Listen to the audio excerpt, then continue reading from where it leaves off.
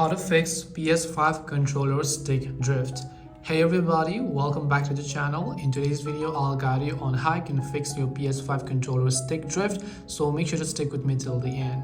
So if you're having a stick drift issue on your PS5 controller and then you would like to fix it, there are a couple of things I would recommend. First of all, what I want you to do is, this is a temporary fix, because if you want a permanent fix, you would have to open the shell and do many other things over here.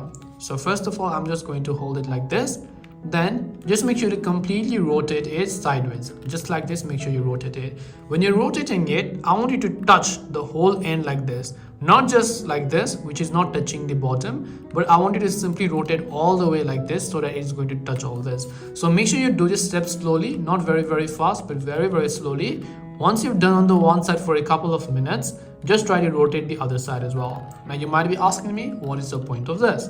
Well, the point of this is to remove any dust or debris that has been accumulated around the circles of our controller, which is going to cause a lot of problem. If you have a manual remover, then you can just try to wipe off those dust or anything. If you have a small vacuum, you can try to use a straw and try to pull out all the dust that you can use it via your air pressure.